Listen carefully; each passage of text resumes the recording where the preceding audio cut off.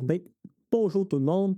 À chaque année, dans le mois d'août, je fais un gros backup de toutes mes ordis. Dans le fond, j'ai quand même beaucoup d'ordis chez moi et je fais un backup autant des fichiers que du système d'exploitation. Et la meilleure solution que j'ai trouvée, puis j'en ai essayé beaucoup, c'est le logiciel qui s'appelle Macrium Reflect.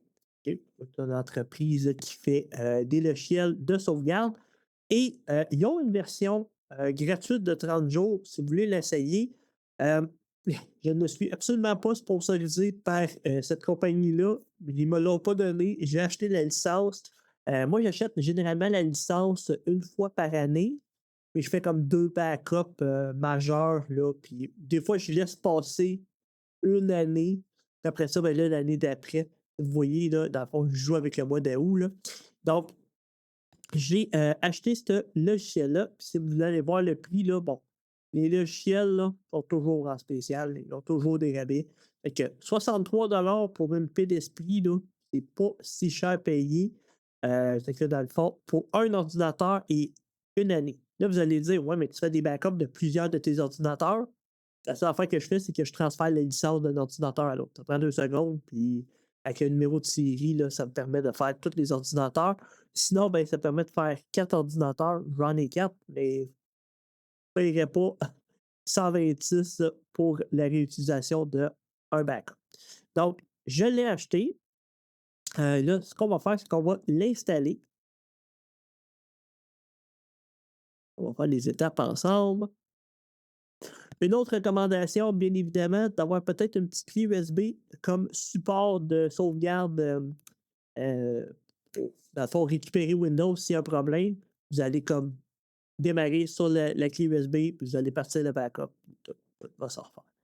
Donc, là, il y a l'installation. On fait Next.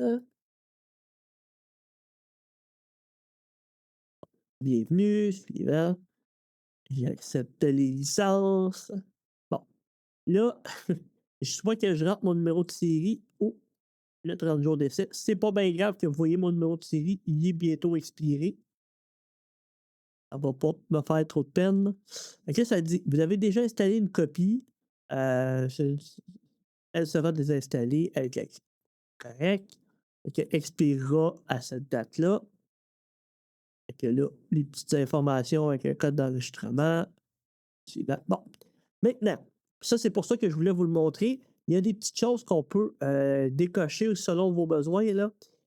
Bon, le raccourci sur le bureau, moi, j'en ai pas besoin, mais installer CBT, qu'est-ce que c'est? Change Block Tracking pour des sauvegardes plus performantes. Bien évidemment, on veut que les sauvegardes soient plus rapides. Euh, Là, si vous me dites, ah, moi, c'est pas compliqué, quand je fais mes backups, je prends mes fichiers et je les mets sur un disque dur externe, dites-vous que c'est pas juste ça, un échelle de backup. Ça prend le système d'exploitation complet, ça fait une copie parfaite des fichiers. Donc, il n'y a pas de. Puis c'est beaucoup plus rapide que de faire un copier-coller des fichiers. Je vous le dis, ça, c'est garanti. Bon. Installer Image Guardian, qu'est-ce qui est cool de ça? C'est que si, par exemple, j'essaye d'aller supprimer mes backups, je m'en vais sur mon liste de backup, je m'en vais dedans Macrium, je m'en viens dedans CTVR, j'essaie de le supprimer. J'ai les permissions en admin, mais ça m'empêche de le supprimer. Et ça, c'est une protection si il y a des logiciels, des ransomware ou des trucs comme ça qui vont aller écrire sur vos backups et Macrium protège ça. Donc, ça vaut la peine de le cocher. Puis après ça, VBoot, démarrage instantané en machine virtuelle des sauvegardes de Macrium. Et ça serait possible de booter, de se faire une espèce de machine virtuelle, de tester notre image pour voir si ça fonctionne bien. Bon, je ne l'ai pas essayé, mais je l'ai tout à coché en tête. Fait que je fais suivant, installer. Là, on va le laisser s'installer, c'est pas tellement long. Là.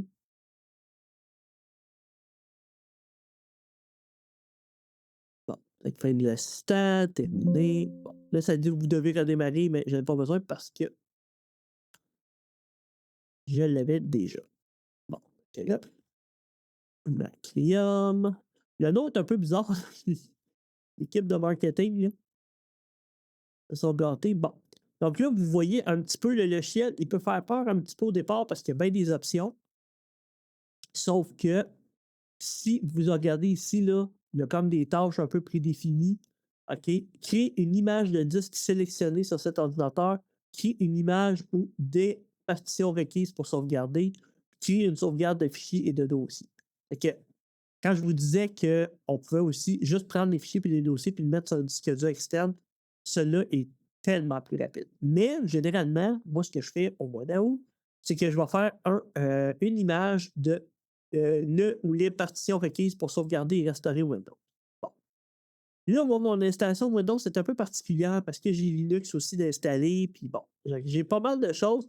Normalement, il faudrait le système C. Juste ça, ça serait correct. Puis là, dans le fond, il y a les partitions de démarrage. Donc, ça serait correct. Et après ça, à quel endroit je vais aller le mettre?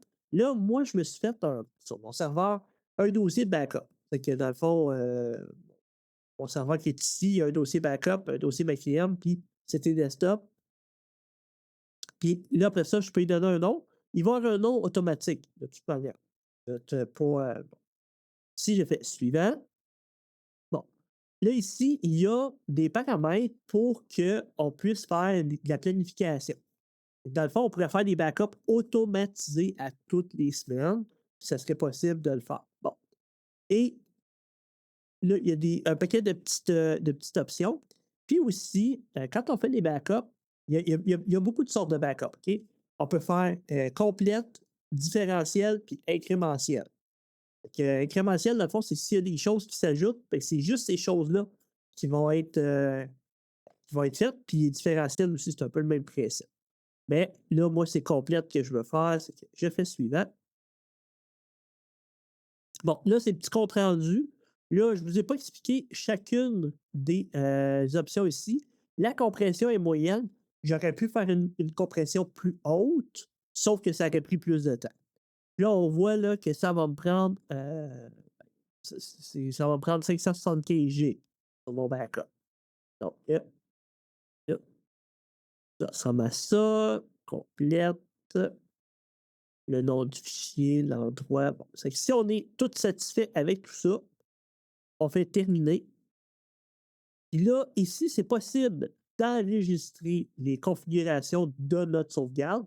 Fait que là, c'est desktop. Je fais OK. J'en avais déjà une.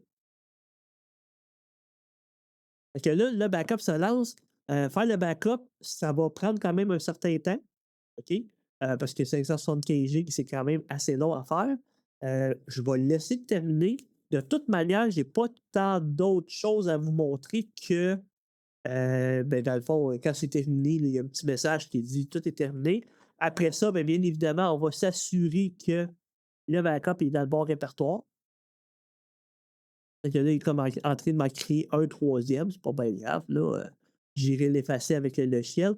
Il y a moyen d'effacer des backups, mais il faut passer par Macrium pour les effacer. Donc, il y a pas de moyen de le faire autrement que de passer par le logiciel. Ce qui est une sécurité parce que sinon, on pourrait se faire encrypter nos données. Donc là, avec la version 30 jours, vous allez avoir accès aux fonctionnalités de base.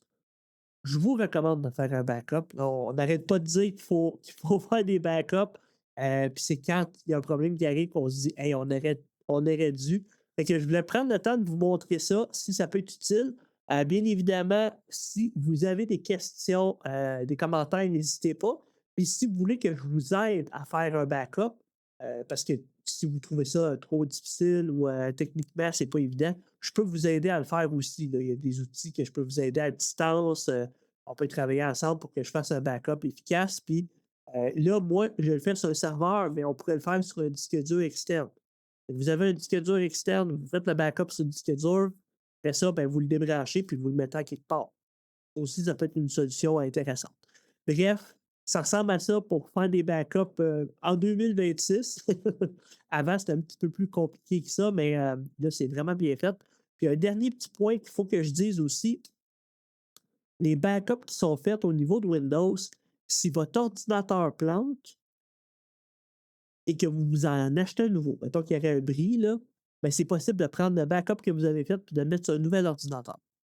Une petite parenthèse comme ça, là, mais le logiciel, là, il est quand même bon. C'est pour ça que je vous en parle puis je prends le temps de vous le présenter.